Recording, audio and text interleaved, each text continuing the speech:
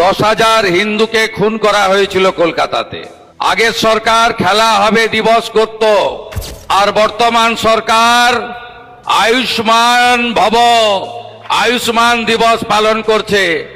বিগত সরকারের যে স্কিম সেটা তো পশ্চিমবঙ্গের মধ্যে সীমাবদ্ধ ছিল এবং 1700 আইটেমের উপরে চিকিৎসা পেতেন। এটা তো গোটা ভারতে পাবেন, তার সঙ্গে আরো 250টা বাড়িয়ে 1950টা স্কিম এর মধ্যে যুক্ত হয়েছে। এমনকি ডক্টর মুখার্জি আমাকে না বলেছেন বলতে তবুও বলছি, আপনার নি হিপ রিপ্লেসমেন্টও আয়ুষ্মান ভারত মুখ্যমন্ত্রী স্বাস্থ্য বীমা যোজনাতে আপনারা পাবেন, এ সুযোগও রয়েছে। যারা আয়ুষ্মান ভারতে যুক্ত হলেন তারা আয়ুষ্মান ভারতের সুবিধা পাবেন, যে কথা সকলে বলে গেছে।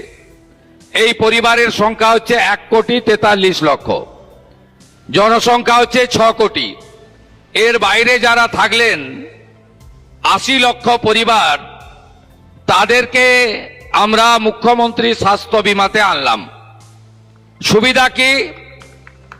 স্বাস্থ্য সাথীতে আপনারা পশ্চিমবঙ্গে প্রাইভেট এবং সরকারি মিলে প্রায় 1500 মতো হসপিটালে কিছু কিছু সুবিধা পেতেন, সবাই পেতেন না। এবার থেকে পশ্চিমবঙ্গে 1240টি বেসরকারি আর 627টি সরকারি হসপিটালে আপনারা এই দুটো সুবিধাই একসঙ্গে পাবেন। এর সাথে 70 বছর ঊর্ধ্ব নাগরিক তারা সকলে এই সুযোগ পাবেন। এই সুযোগ এতদিন ছিল পশ্চিমবঙ্গের মধ্যে।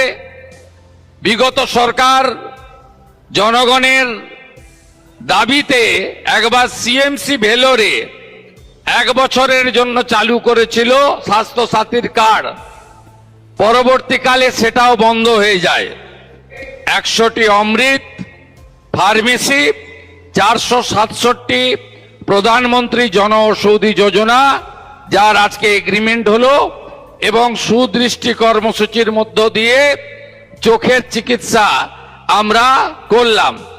আমি এই কর্মসূচির আগে এই সামনে যারা বসে আছেন প্রায় ঘন্টা 3 আমাদের প্রাইভেট হসপিটালগুলির কর্মকর্তারা, ম্যানেজমেন্ট ইনক্লুডিং রামকৃষ্ণ মিশন পরিচালিত হসপিটাল, এরা আমাদের একটা কথাই শুধু বলেছে যে আমরা ক্যাটাগরি বিতে আছি, অর্থাৎ মুম্বাই, চেন্নাই, বাঙ্গালোর আর কলকাতাতে সেম রেট রয়েছে।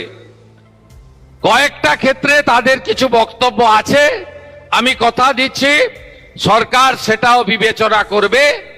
मैं सुनील जी का साथ बात कर लिया है, ये मौका है स्टेट गवर्नमेंट का, ये काम भी हम लोग करेगा। चीफ सेक्रेटरी को मैं बता दिया, मैं ये काम करूंगा। আসুন সবাই মিলে আয়ুষ্মান মন্দির তৈরি করে পশ্চিমবঙ্গের জনগণকে ভালো রাখি।